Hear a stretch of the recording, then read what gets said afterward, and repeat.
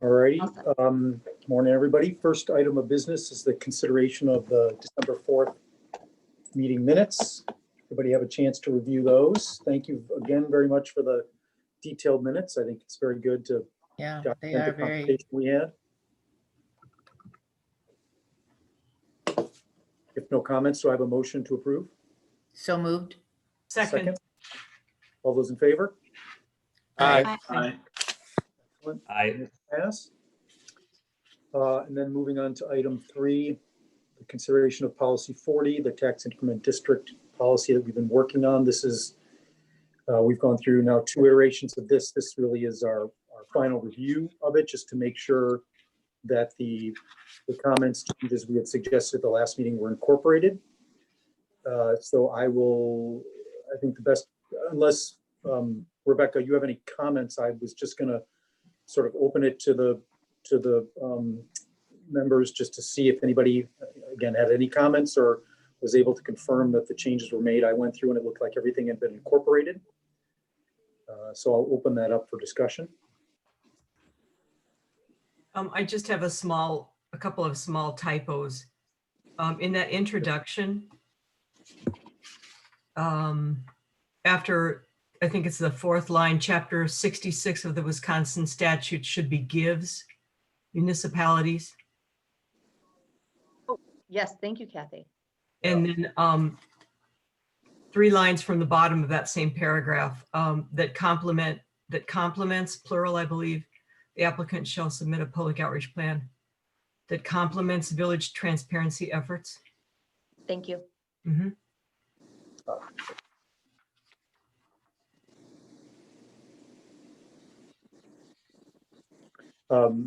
Any other questions or comments?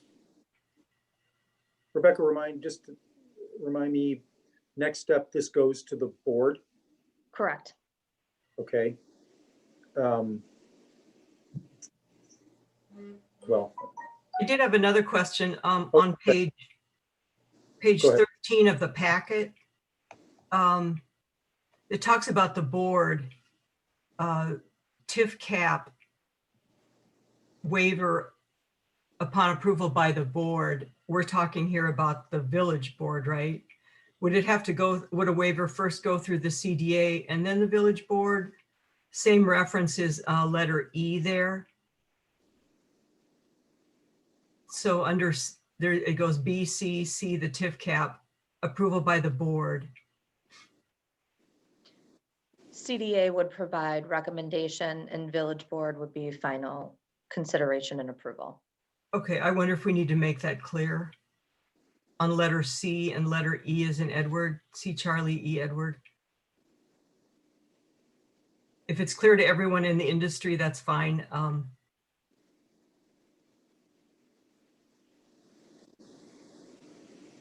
I have a question on the just on Kathy. So Oh. I don't know, do we think that clarity, I mean, the board in my mind in the document is referring to the village board. Kathy, are you just saying? Yeah, if that's it. So it's clear then that has to go to the CDA for recommendation first and then approval by the board for the waiver. I think that's fine to reference that from a process perspective. Yeah. Everybody good with that minor change? I'm fine. Okay. Sorry, David, go ahead. oh, I'm just going through it page by page. So on page 10 of 38, the insert on public input and transparency will be encouraged. Notice and public outreach to neighborhood and impacted stakeholders prior to the review of their application by the CDA at each application phase. I mean, I would think a lot of the projects that were approved in 13 through 15 on Oakland Avenue, I mean, maybe the adjacent neighbor in terms of traffic impacts, I could see like certainly Bartlett and Jarvis or whatever, but I think the entire village is impacted by that. So who determines who for the notice? Who somebody's my voice is blah, blah, blah. Maybe- Who determines for this public outreach and notice? Is it the entire village? Is it one side of the village? How's that determined? The developer is, in addition to the village's blanket communication efforts that can go to everyone in the village, the developer is required to submit a plan within both application stages that would then come to the CDA for review. So the CDA will be apprised of their proposed methods of proceeding forward, and if there are adjustments that need to be made, we'd be happy to take comments. Because that was, that was a big issue when I first started going to CDA meetings of like who knew, and well, it's on the website, and if people cared, they would go to the website, and it was a communication is really the key here, especially since we don't have a newspaper, and we really don't have village manager's memo is what, how many people open it? At best 1,500 people. I always do. I guess How that's many the people, problem. how many people open the village manager's memo? Is it about 2,000? No. We have 2,300 people subscribed, and the open rate is about 55 to 60%. Okay. So if you do the math, it's probably about close to 1,500 people that open. Right, so we really don't have effective ways of communicating, so I guess, Yeah, but that's a detail that doesn't belong here. I mean, it's basically they have to provide an outreach plan that gets approved by the board and the CDA. So we, at any point in time, that those bodies will decide if it's an effective communication plan, regardless of, I mean, I don't care about the village manager's memo or any specific things. That to me is the kind of stuff we don't want in a policy, because then we're tying hands and we're getting way too into the weeds. And I feel like it says exactly what it should, which is that the entities at the time that are responsible will review it and decide what the appropriate course of action is, period. Agreed. Me too. I think Yep. if you're letting the developer take the first step and say, this is how I think communication should happen, and then you're putting it on the CDA and the board to say no, I think it's better for staff, just like staff is telling them, this is what the zoning situation is, or this is what blah, blah, blah is. I think it's better for staff to advise them. You're talking about putting a 10-story housing development on Oakland and whatever. This is something the whole village is going to want to know about. I mean, they could just give them that advice. It doesn't have to be in the policy, but I think that's something important for them to know. I guess my feeling on this was, I don't want, it's not the village staff's job to make sure, of course, we want it, like you said, encourage, but it's not our job. I envision the village manager's memo would include a link, and this developer would have a high-level sophisticated diagram explanation of what they're going to do. This is just one manner for them to provide access to what they're doing. You would hope they would have a website, right, that would direct everyone to what they want, because with the local news desert we've got, we don't have any other options. I think too, as long as they can use the website and the village manager's memo, but that's just, I mean, in my view, we just are providing a link. We're not doing anything to make them look better than what they are. Okay, well, the link is going to be to a website with fancy drawings and everybody looking happy and fire pits in front of Metro Market. If you looked at what the developer proposed for Metro Market, that everything's going to look hunky dory. Whatever.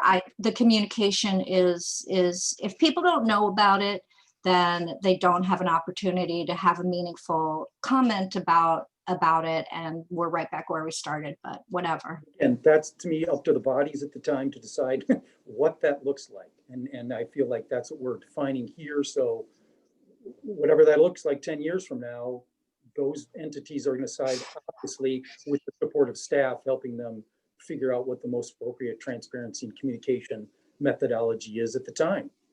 Yeah. So I mean, if You know, Shorewood today if Shorewood Today published more than monthly, that would be something you could mention, but we have no, it's a local news desert, so. Again, I am adamantly opposed to any mention of any specific things in a policy. That doesn't make any, because it might not be relevant tomorrow. So why do you document something like that in a policy? That to me I is agree. the policy. You've got to give enough direction and guidance, but you have to provide enough flexibility for future administrations to be able to handle it the way they think is the most appropriate. And I think that's what we're doing here. I agree. I agree.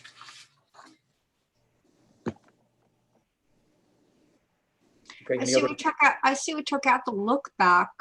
Is it replaced somewhere else, or assuming that the clawback includes a look back, so you don't need a look back in addition?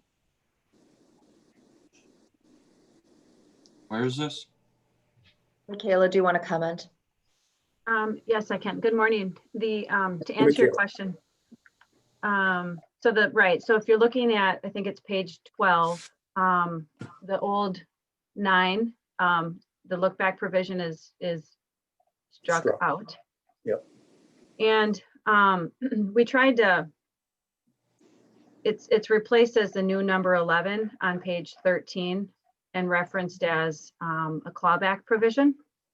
And our thinking for that was, as we're kind of going through these different metrics when reviewing projects, following the financial criterion. So we removed it. So after all the criterion would be considered, because it would seem to make sense. You go through all of these pieces of the financials of the each project, and that would include, all the various such as a limitation or the requirement of the amount of equity, the limitation on the total TIF assistance, all of those metrics. And then following that is where we have additional or some revised language, not calling it a look back, but more of a clawback provision.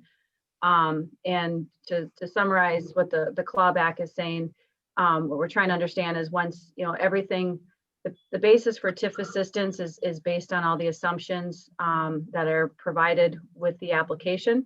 And to the extent those assumptions become real numbers, trying to understand, if there were significant changes to what those assumptions were that were in the developer's interest and thereby increasing or either resulting in a reduced total project costs or increased returns, that there would be an adjustment to the amount of increment that they would be eligible to receive based on what the actuals were compared to the estimates. So it's still in there. It's just reorganized a little bit. And so every project is going to have to do this reporting, That's even if there's no basis for a clawback, they would still do the reporting on it. Okay. In that same paragraph, I had a question about significant, if when the actual costs are below original estimates, the village will share in the savings, and where the return significantly exceeds initial estimates, it will reduce or repayment amount of assistance. Do we want to say it will reduce or require the repayment of the amount of assistance? Right. Yep. It could include reduce or require repayment. Yep. Okay, thank you. Yep. And the reason for that is, based on when you would, it could be a reduction if there were no payments made to the developer. And this will ultimately be decided in the agreement between the village and the developer. But the purpose of both either a reduction or repayment would depend where in the process you were with making TIF payments. But right, I think we can clarify or add a couple words to make that sentence complete. And then I had a question about, to Peter's point about not being too specific. We mentioned when in section 5, these specific agencies for minority. So, I mean, I guess they're stable. They're have been around for a long time. Is that, we do offer the other option about may qualify with the 60% ownership persons identified as protected classes of people, and so on and so forth. I just, I wonder, do we need to list those specific organizations? Like, because of course it's not an exhaustive list, but these are all still, you know, is that common language where you want to specify these specific groups? There could be new ones coming, right? Yes, there could be. We could update that to reflect that if there's another one that's proposed, that would be considered as well. Thank you.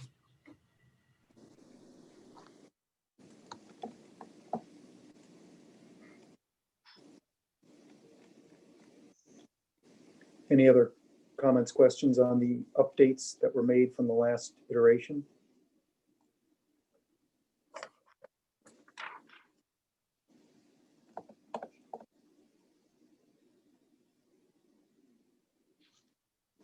Okay, if none, then this is a consideration item. So do I have a motion to approve policy 40 as presented with the, I guess I'll call them minor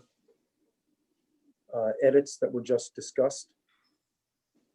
I would move that we approve those changes as they're presented. I'll second. Thank you. Yeah, Mike, I think you tried to second, but you were muted. I have a question. So we don't say phase 3 is not in the packet. Is that correct? Because it's not. I just saw phase 1 and 2, right? We only It's have a a phase 1 and 2 application. Yep. Phase Okay. 3 does not have a separate application.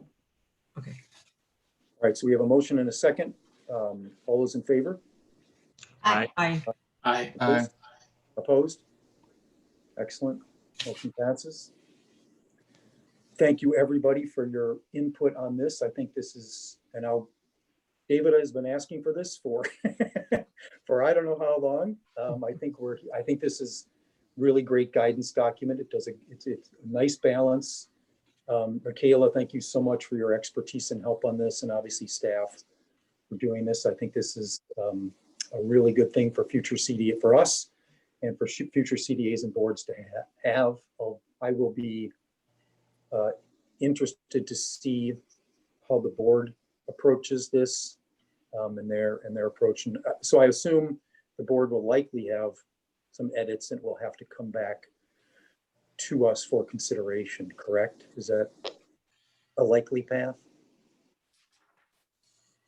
I don't know because I don't speak on behalf of the board. Yep. It's a unanimous recommendation coming from the CDA. Yep. And Peter, if you'd like, I'd welcome your attendance on Wednesday, January 20th, if you'd like to represent the item. No, I definitely will be there. It's a Yes. Wednesday Yep. evening. Our regular just- meeting that week is moved to Wednesday in observance of the MLK holiday. Okay. All right, next item 4 is review and recommend receipt of the housing affordability report. Rebecca, is there a intro discussion on this or any background CDA members should have? Just finding my notes. I'm going to turn this one over to Bart. Okay. So I'd be happy. This really is kind of a perfunctory thing that we are required to do by state statute. So last year we had a much more robust engagement with a housing study. As part of that housing study, we asked Novogradac to also give us these two. Excuse me? I think there's just some background noise, Bart. Sorry about Oh yeah, so they gave us the 2 required reports. This particular report, the housing affordability report, we're required to update every year. So what's in the packet is just updated numbers from 2020. So the report really is geared more towards growing communities with subdivisions and available land. So as a built out community, our numbers aren't really all that impressive in terms of change from last year. So it really was just a matter of me going through the tables that were provided last year in the report and updating with 2020 statistics. So if there's any questions on any particular statistic, I'd be happy to take that up. But it really is just kind of a a look back at 2020 to see what we've done in terms of housing. If we were a larger community with subdivisions, I think we'd probably have more discussion on it perhaps, but we really didn't have much happen last year. The one point of note is the end of the report requires us to comment on our ability to meet state projections. So the Department of Administration does project the number of housing units they think that we're going to need based on population growth. It's a projection, and it's really difficult in a built-out community to understand where that necessarily comes from. But that is the one kind of statistic in there that is, perhaps, unique because it does look out 20 years. So.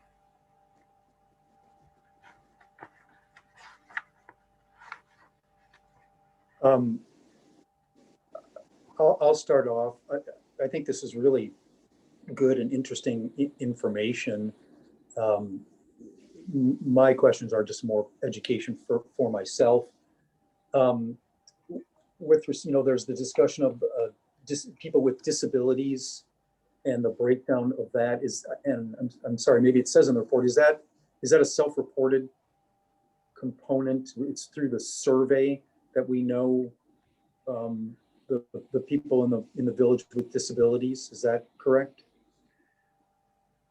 I'm not sure where you're referencing that, but most likely that's census data, and that would be self-reported through the American Community Survey. Okay. So yeah, any disability data that we would have either within this report or elsewhere would be based on census data, which is self-reported. Yeah, it was page 12 of the report.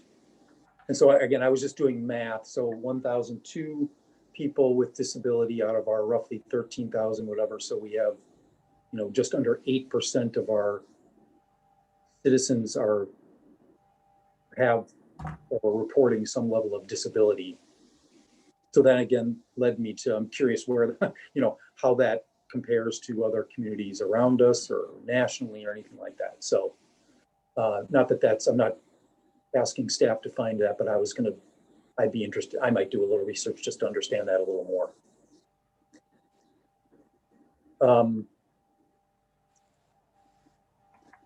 And I guess I'm curious for staffs, there aren't any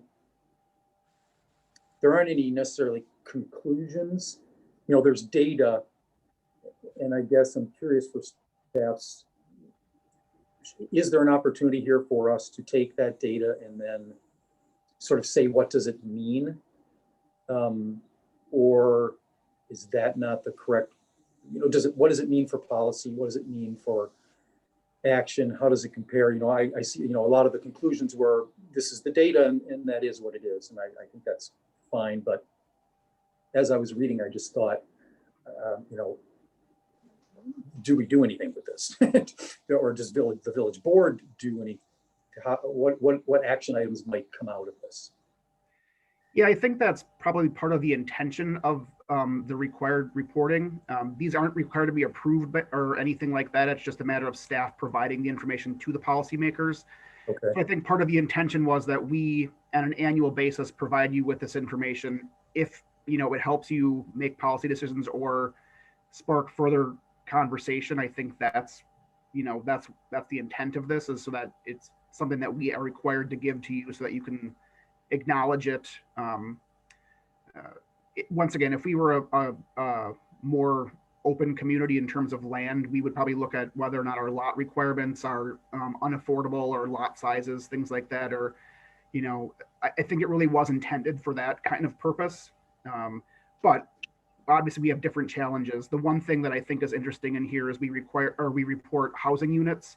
And so within the chart, you'll see that we actually lose housing units quite often because we have a lot of duplex conversions. That's pretty unique to us. So as opposed to adding housing units, some years we actually remove housing units based on that. So that, perhaps could be used to spark discussion of our loan program or things like that. So yeah, I think this is an opportunity to have those next step discussions, just using this as the basis. Okay. So I have a question. In the introduction, it refers to the housing gap that is not included. is that the lack of growth? Is that the gap? So yeah, so last year's report was alongside our market analysis. Those gaps included senior housing, specific disability housing, young family housing, things like that. That's not a required element of this report. And to get that data requires more nuanced mechanisms that we don't have on staff here. So that was not transferred over to this year's reporting mechanism. It is still in last year's report. So this is just kind of what the state requires in terms of data is in here. With respect to gaps, last year it was reported because we had Novogradac provide that to us because we were interested in it, but I don't have an update with you on that.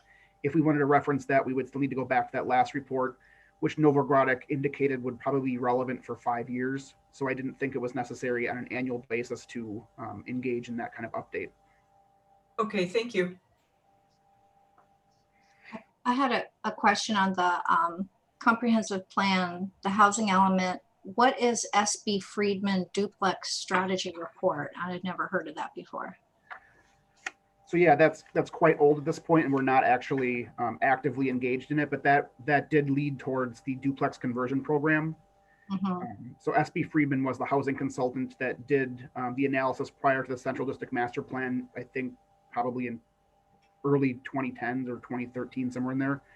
And as part of their report, they recommended that we pursue a duplex conversion program. I believe also code enforcement was specific to duplexes there. So it's an outdated reference, but it is within our current comprehensive plan. So it, by requirement, I just transferred all that stuff over again. So I'm guessing that table 10 is sort of the crux of this, where the state is saying we're going to need by 2025 659 additional housing units, and we're kind of trying to say, you know, what our ability is to provide those housing units. I mean, is that correct? That's I think that is probably the primary driver of this, so that if we knew we needed to change regulations to meet those goals, or policies or programs or whatnot, I hesitate to really put much weight into those projections because as a built out community, I'm not sure where they're coming from. Yeah. So that's just, I think I had that kind of caveat in my narrative, but yeah, that probably is the number they're hoping that policymakers hone in on. I'm sorry, just on that. So is that right on page 13, the 10-year patterns, Shorewood, and the verbiage below it, that the number and percentage of owner occupied housing units is projected to increase? And so how is that conclusion determined? How do they know that? Or how do we know that? I'm curious if you're looking at perhaps a different report, Peter. I have that table starting on page 37 of the packet or page 8 of the actual report. The full table's on the final page of the packet, page 9. Okay, I just went to the link, so maybe I'm looking at it wrong. I went to the link, which I'm on the Shorewood website, housing affordability analysis, that's document. That's last year's report. So the memo linked to last year's report. This year's report is not updated yet because it hasn't been received, obviously. So yeah, the next 9 pages are this year's report. And Trustee Amenta is looking at table 10 where it says forecast housing demand. Yep. It's on the very last page. It's all the way at the end. I mean, really, the amount of housing that we've done is more than 5%. You know, I mean, we've actually added, for a built out community, we've added a tremendous amount of housing, number of housing units. I agree that, you know, given population trends, I don't see that within 5 or 4 years, we're going to have another 659 households. But I mean, I think maybe the bigger issue is the if we don't build housing and demand continues, housing prices will continue to go up. So if we want to remain a community that has a range of affordability, we need to think about increasing housing supply.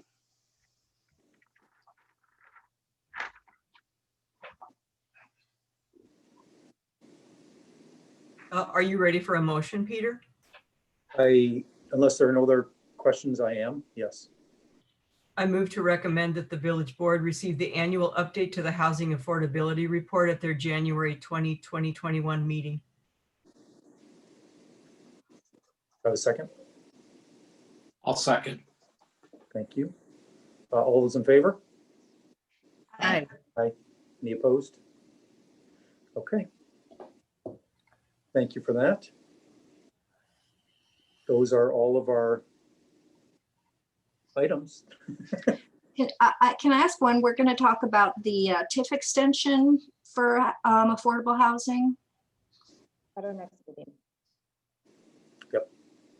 Did you hear that, David? Mhm. I'm sorry, I we'll- missed that. So we'll make a recommendation. So we'll discuss it in February and hopefully recommend to the board. Hopefully March. Yes. Great. All right, I'll move to adjourn. Second. Excellent. Thank you, everybody. Sure, bye. Aye. Good weekend.